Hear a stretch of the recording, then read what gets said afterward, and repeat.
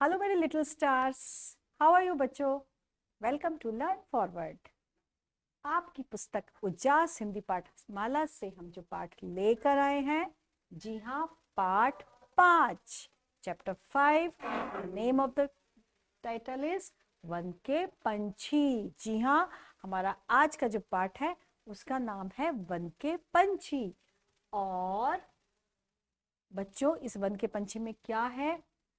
कवि ने वन के पक्षियों का उदाहरण देकर मानव को यह संदेश देने का प्रयास किया है कि वन में रहने वाले पक्षी आपस में मिलजुल कर ही रहते हैं, बिना किसी लोभ लालच के आनंदमय जीवन व्यतीत करते हैं। वो लालच नहीं करते बिल्कुल भी, बहुत ही आनंद से रहते हैं। और अपने जीवन को आनंदमय बनाने के लिए हमें इनसे सीख लेनी चाहिए, हमें सीखना चाहिए। इनके अंदर कोई लालच नहीं होता, ये दूसरों का नहीं हड़पते, ये सिर्फ अपना एंजॉय करते हैं, अपने आसमान में विचरण करते हैं और आनंदमयी जीवन व्यतीत करते हैं। तो चलिए, ये एक बहुत ही प्यारी सी कविता है। जी हाँ, वन में जितने पंछी हैं, खंजन कपोत चातक कोकिल काक हंस शुक मैना मोर, रहते सब आपस में हिलमिल। सब आपस में हिल मिलकर मिलजुल कर रहते हैं, सब मिलजुल कर रहते हैं, सब मिलजुल कर खाते हैं। आसमान ही उनका घर है, जहां चाहते जाते हैं। आपने देखा है ना, कभी इधर उड़ रहे हैं, कभी उधर उड़ रहे हैं, वो जहां चाहे वहीं चले जाते हैं। रहते जहां वहीं वे अपनी दुनिया एक बसाते हैं। दिन भर करते काम रात में पेड़ों पर सो जाते हैं। उनके मन में लोभ नहीं है, पाप नहीं, परवाह नहीं, जग का सारा माल हड़प कर जीने की भी चाह नहीं। कितने अच्छे होते हैं वो, किसी के उनके लिए में कोई लालच नहीं कि मैं उसका माल हड़प के खा लूं, है ना। ऐसा पक्षियों में नहीं होता है। जो मिलता है अपने श्रम से उतना भर ले लेते हैं, बच जाता तो औरों के हित उसे छोड़ वे देते हैं। उन्हें जितना चाहिए होता है बस वो उतना ही लेते हैं, बाकी का वो दूसरों के लिए छोड़ देते हैं। सीमाहीन गगन में उड़ते निर्भय विचरण करते हैं, वहीं नहीं कमाई से औरों की अपना घर वे भरते हैं। वो दूसरे की कमाई से अपना घर नहीं भरते हैं। उन्हें सीमाहीन मतलब जो गगन है, जो आसमान है, वो तो इतना बड़ा है कि उसका कोई अंत ही नहीं है। वो उड़ते रहते हैं, आसमान में उड़ते हैं, और अब दूसरों की कमाई से वो अपना घर नहीं भरते हैं। यानी कि वो कितने अच्छे पंछी होते हैं, जिन्हें कोई लालच नहीं होता। ठीक। और अब हम बढ़ते हैं आगे। कपोत कबूतर, कोकिल कोयल, काक कौआ, शुक तोता, लोभ लालच, श्रम मेहनत, सीमाहीन बिना सीमा वाला, गगन का अर्थ है आकाश, निर्भय बिना डरे, विचरण मतलब घूमना फिरना। और अब हम आते हैं किस पर? अब हम आते हैं अपने प्रश्न उत्तर, क्वेश्चन आंसर पर। पंछियों का घर कहाँ होता है? पंछियों का घर होता है आसमान में, आकाश में, गगन में। पंछी अपनी दुनिया कहाँ बसाते हैं? जहां चाहते हैं। वो जहां चाहते हैं वो वहीं बसा लेते हैं, वहीं चले जाते हैं पंछी, जहां चाहते हैं। पंछी दिन भर क्या करते हैं? पंछी दिन भर क्या करते हैं? सीमाहीन गगन में उड़ते हैं और जो मिलता है उसे अपने श्रम से भर लेते हैं। सीमाहीन गगन में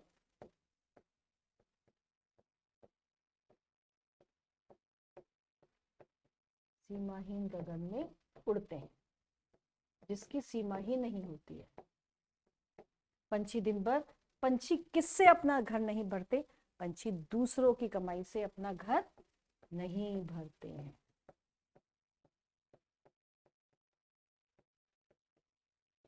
दूसरों की कमाई से अपना घर नहीं भरते हैं। अब है निम्नलिखित पंक्तियों का भावार्थ। सीमाहीन गगन में उड़ते निर्भय विचरण करते हैं, मतलब सीमाहीन मतलब कि जिसका कोई अंत नहीं होता। सीमाहीन, कोई सीमा ही नहीं होती गगन में। उस गगन में जो उड़ते हैं, निर्भय विचरण मतलब बिना किसी डर के, निर्भय विचरण बिना किसी डर के, विचरण बिना किसी डर के वो घूमते हैं।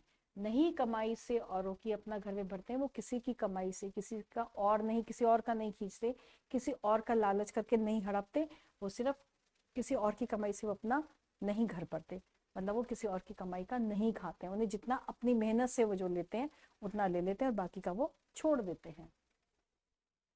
कविता की निम्नलिखित पंक्तियां पूरी कीजिए। अब हमें कविता की निम्नलिखित पंक्तियां पूरी करनी है।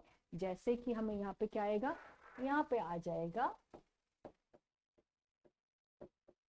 आसमान ही उनका घर है, आसमान ही उनका घर है, रहते जहां वहीं वे अपनी, रहते जहां वहीं वे अपनी अपनी जहां एक, जहां एक, जहां चाहते हैं एक, रहते जहां वहीं वे अपनी चाह बसाते हैं। जो मिलता, जो मिलता अपने श्रम, जो मिलता अपने, जो मिलता अपने श्रम से उतना ही वे भर लेते हैं, जो मिलता अपने श्रम से। और यहाँ पे आ जाएगा बच्चों दुनिया,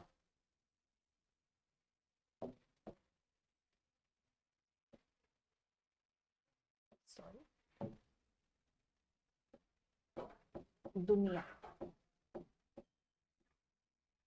नहीं कमाई से औरों की अपना घर, वो दूसरे का नहीं खाते हैं, वो सिर्फ अपना ही दाना खाते हैं, किसी और की कमाई का नहीं खाते। तो हमने भरा आसमान ही उनका घर है, जहां चाहते जाते हैं, रहते जहां वहीं वे अपनी दुनिया एक बसाते हैं। जो मिलता है अपने श्रम से उतना ले, उतना भर ले लेते हैं, नहीं कमाई से औरों की अपना घर वे भरते हैं। और अब है पंछी कहाँ जहां रहते हैं वे अपनी दुनिया बसा लेते हैं। हमें राइट और रॉन्ग लिखते हैं, तो ये करेक्ट है, हम इसके आगे राइट का निशान। पंछी औरों की कमाई से अपना घर भरते हैं, जी नहीं, पंछी अपनी कमाई से, तो ये रॉन्ग है। पंछी आकाश में निर्भय विचरण करते हैं, जी हाँ बिल्कुल सही है, इसके आगे मैंने सही का निशान लगा दिया। उनके मन में लोभ और पाप होता है, जी नहीं बिल्कुल गलत है, उनके मन में कोई लोभ और कोई पाप नहीं होता, तो ये मैंने सही का निशान, नहीं गलत का निशान है, ये गलत कर दिया। एक पंछी दूसरे पंछी का माल हड़पने की ताक में रहता है, जी बिल्कुल गलत है, कभी भी नहीं, ये सिर्फ अपना ही खाते हैं, तो मैंने ये भी रॉन्ग कर दिया। ठीक, और अब है कविता में जिन पंछियों के नाम नहीं आए हैं उनके आगे सही का चिन्ह लगाइए। जैसे कि उल्लू का नाम नहीं है, सारस का नाम नहीं है, हंस का नाम भी नहीं है, गौरैया का नाम भी नहीं है, तो मैंने इनके आगे सही के निशान लगा दिया। सही विकल्प पर सही का चिन्ह लगाइए, जहां पे सही लिखा है उसके आगे मुझे राइट का निशान लगाना है। जैसे वन के पंछी कैसे रहते हैं, एक दूसरे से लड़ते झगड़ते हुए, आपस में हिल मिलकर, एक दूसरे से ईर्ष्या करते हुए, एक दूसरे की प्रशंसा करते हुए, आपस में हिल मिल कर रहते हैं, तो हिल मिल के आगे मैंने राइट का निशान लगा दिया।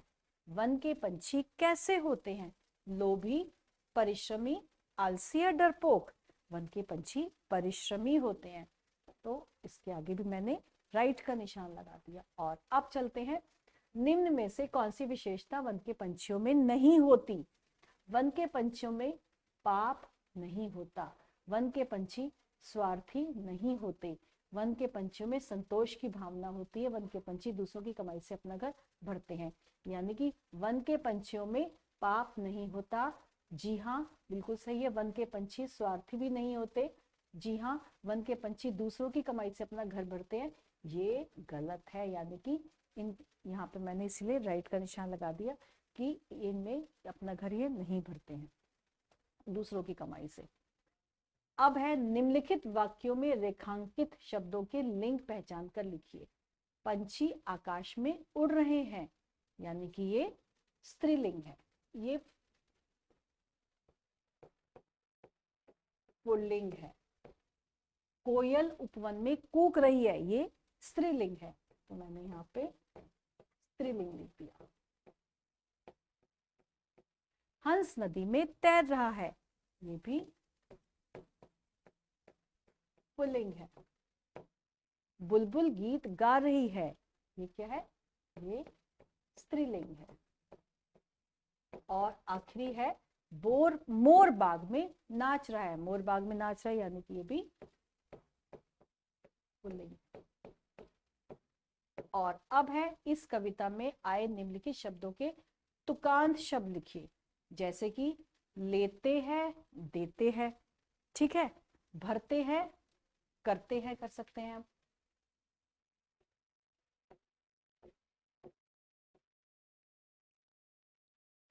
और हम जो दो शब्द हैं, ये शब्द कौन बनाएगा? ये आप लोग कविता में से देखेंगे और उसको मिलाकर बनाएंगे। अब है निम्न रिक्त स्थानों में उचित क्रियाएं भरिए। वन में पंछी मिलजुल कर क्या करते हैं? वन में पंछी मिलजुल कर क्या करते हैं? वन में पंछी मिलजुल कर रहते हैं। वे दिन भर काम करते हैं। वे आकाश में विचरण करते हैं। निर्भय विचरण था ना, निर्भय विचरण करते हैं। वे जग का सारा माल नहीं हड़पते। वे दूसरों की कमाई से अपना घर नहीं भरते। ठीक, तो हमने इसमें उचित क्रियाएं भरी हैं। और अब हम चलते हैं आगे। सार्थक और निरर्थक शब्द चुनकर लिखिए। अब हमें सार्थक शब्द पढ़ने हैं और निरर्थक शब्द करने हैं। जैसे सार्थक शब्द जिनका कुछ मीनिंग होता है, जैसे कि हो गया ये चातक। दूसरा शब्द हो गया आसमान। एक और शब्द है, क्या है? दुनिया। ये भी सार्थक शब्द है। परवाह,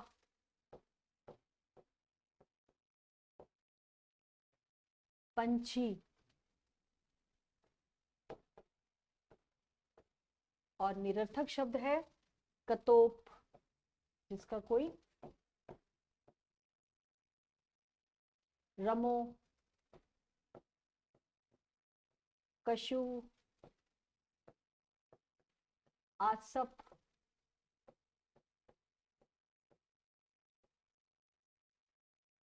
जो इस टाइप के शब्द हैं वो क्या हो जाएंगे? आमसान। आम्स, अच्छा ये आसमान नहीं है, ये आमसान है, जिसको मैंने वो कर दिया बच्चों।